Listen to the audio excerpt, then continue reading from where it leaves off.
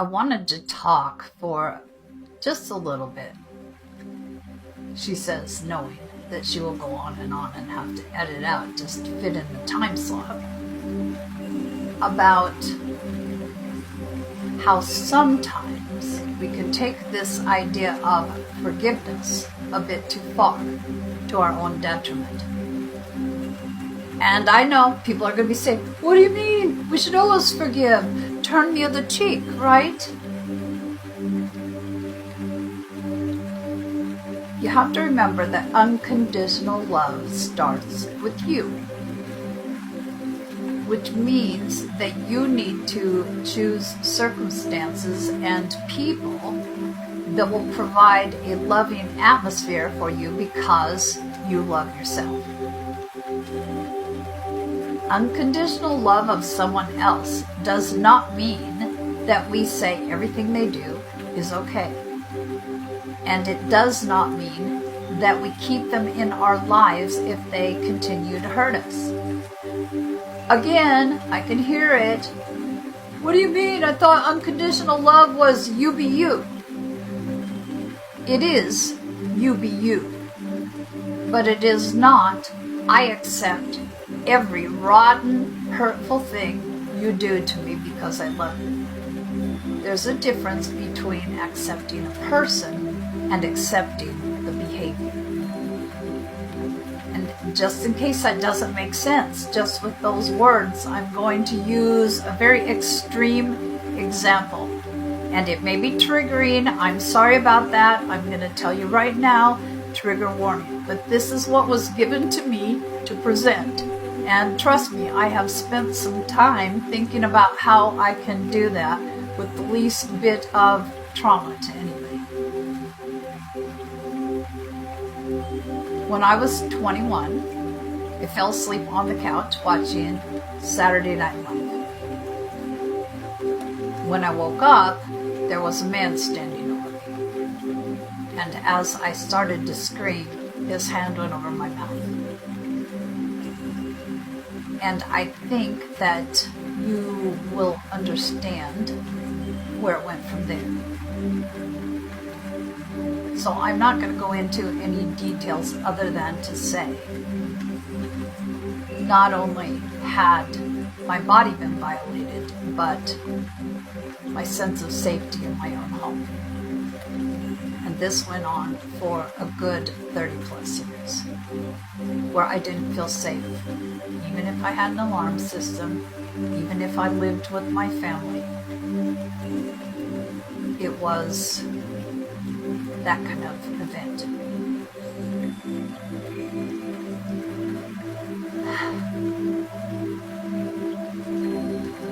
When I talked to the police, they were not able to get any fingerprints because the man was quite practiced at this. But they were able to identify exactly who the assailant was because of the things that he had laid out in the bedroom where I was led from my drawers. He had a particular MO, as they say. And because they knew exactly who he was, they could tell me a little bit about him. He was a recidivist, meaning that he'd already been in prison for rape. But they knew a bit about his life, and they knew that he had been abused sexually by his mother for several years. Now, I was fresh off this experience, but I still was able to feel compassion for this man.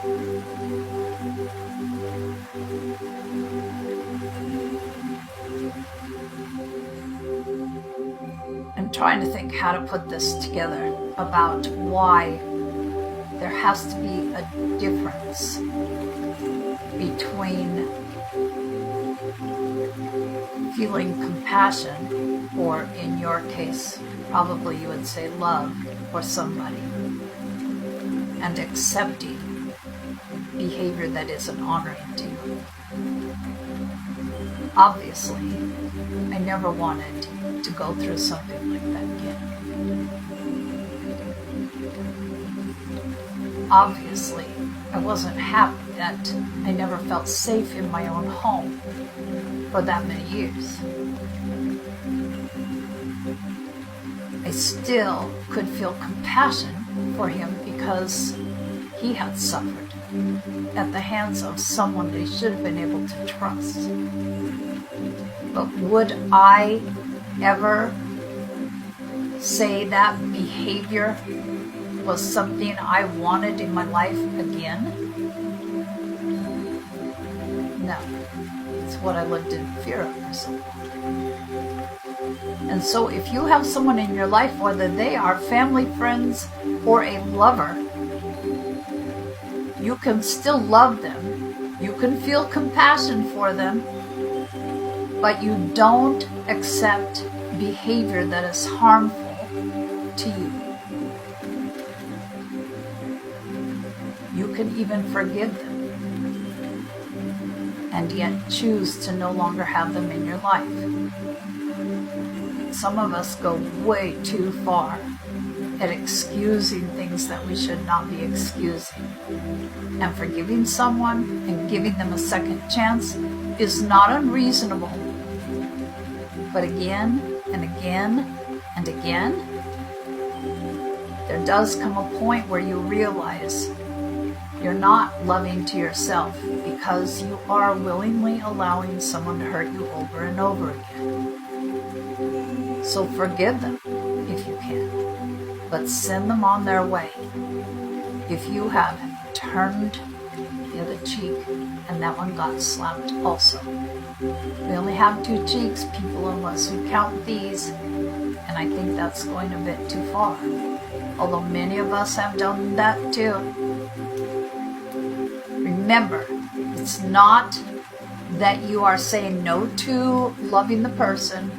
It is that you are saying no to the behavior that isn't honoring to you, even though you love them.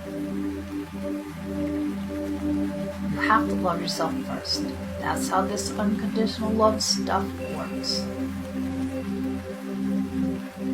And possibly, when you put that firm boundary up and say, I will no longer accept this and you're no longer welcome in my life, that will be the wake-up call to your person to finally heal the wounds that drove the behavior. Just my opinion. But I've seen too many people allowing themselves to be used and abused over and over and over again because, but I love them. You can still love them, but you have to love yourself more and take yourself out of those hurtful situations. You can decide how many cheeks you want to turn, but if it goes past cheeks that you have available, you've probably gone too far. At the very least, it's time to stop. You've run out of cheeks.